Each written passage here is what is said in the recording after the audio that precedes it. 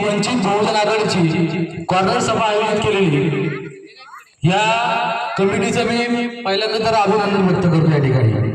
आणि आपला या ठिकाणी जास्त वेळ घेणार नाही, परंतु तुम्हाला एकच सांगू शकतो इथे की या देशामध्ये जर तुम्हाला स्वातंत्र्य हिरावलं जातंय आणि स्वातंत्र्य वाचवायची ही दुय्यम लढाई आपल्या खांद्यावर आलेली आहे आणि ही लढाई लढण्यासाठी श्रीदत्त बाळासाहेब आंबेडकर आता मनुवादी व्यवस्थेच्या विरोधामध्ये मैदानामध्ये उतरलेले आहेत।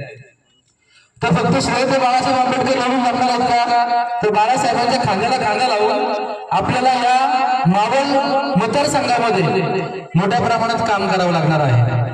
आपल्या समोर दोन पक्ष आहेत, 7-8 पक्ष एकत्र घेऊन आपल्या समोर लढतात, पण महाराष्ट्रामध्ये असा एकच पक्ष आहे तो म्हणजे वंचित बहुजन आघाडी या मनुवादी व्यवस्थेच्या मुळे तयार झालेला आहे। बडे बडे नेते वंचित बहुजन आघाडीच्या नावाने घाम फुटला जातोय। हे फक्त डॉक्टर बाबासाहेब नातू जे आहेत श्रीदत्त बाळासाहेब आंबेडकर त्यांनी त्यांचं नेतृत्व या महाराष्ट्रामध्ये सिद्ध करून दाखवलं की या महाराष्ट्रामध्ये जेव्हा जेव्हा संविधान बदलण्याची भाषा कराल तेव्हा तेव्हा इथला फुलेशिव आंबेडकरी विचारधारा तुमच्या डोक्यावर बसल्याशिवाय राहणार नाही। आणि त्यांच्या नेतृत्वाखाली आज खऱ्या अर्थानं आम्हाला आमच्या बाबासाहेबांचा पण आणि श्रीदत्त बाळासाहेब आंबेडकरांचा पण अभिमान आहे।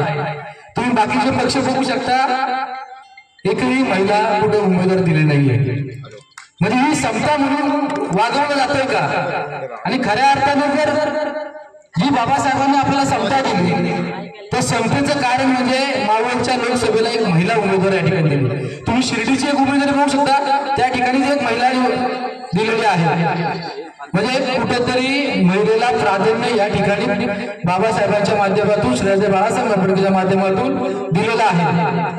तर तुम्हा आम्हाला या आपल्या बहिणीला या संसदेमध्ये पोहोचवण्याचं काम या आपल्या खांद्यावर आलेलं आहे आणि आपल्या सर्वांना रिक्षाला 9 नंबरला मतदान करून बहुमताने संसदेमध्ये ताईला कुठल्याही कारणाने पाठवायची आहे।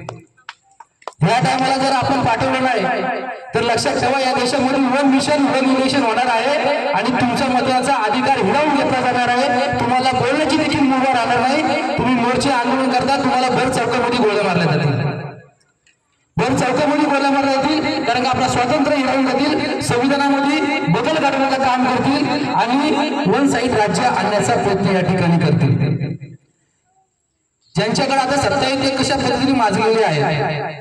एक जी महिला खासदार आहे ती म्हणजे इस देश में रहना है तो जय श्रीराम कहना है। म्हणजे या देशातला मुसलमान सुरक्षित आहे का? या देशातला बहुजन समाज सुरक्षित आहे का? या देशातला मराठा समाज सुरक्षित आहे का? हा देखील आम्हाला या ठिकाणी प्रश्न पडलेला आहे। म्हणजे एकरी भाषा वापरून एकंदरीत आमच्या विचारमंचावर यायचं, आम्हाला भावनिक करायचं, आमचं मतदान घ्यायचं आणि नंतर निवडून आल्यानंतर आमच्या डोक्यावर बसायचं, हे फॉर्म्युला बीजेपीने चालवलेला आहे। आता बेरोजगारीचा मुद्दा आहे, या मावळमध्ये देशाचा सोडा मावळमध्ये कितीतरी कंपन्या खोपोली कालापूरमध्ये 150च्या वरती बंद पडलेल्या आहेत। बरेचसे रोजगार गुजरातला गेलेले आहेत। आमचा मुलगा हा सुशिक्षित असून शिकलेला असून तो बेरोजगार झालेला आहे, त्याला देखील आज रोजगार भेटत नाही। दुसरा डोक्यामध्ये फंडा टाकलेला आहे, आर्टिकल टाकलेला आहे तर मराठा समाजाच्या आरक्षणाच्या नावावर एकामेकाची डोकी फोडा, म्हणजे एकंदरीत आम्हाला आरक्षणामध्ये गुंतवून ठेवतात आणि दुसरीकडे आमचा रोजगार बंद करतात। अरे बाबा, रोजगार राहिला नाही तर आरक्षण घेऊन करणार तरी काय आम्ही? म्हणजे आपलं माइंड किती कशा पद्धतीने या व्यवस्थेने फिरवलेलं आहे, आपल्याला कशा पद्धतीने डायव्हर्ट केलं जातंय।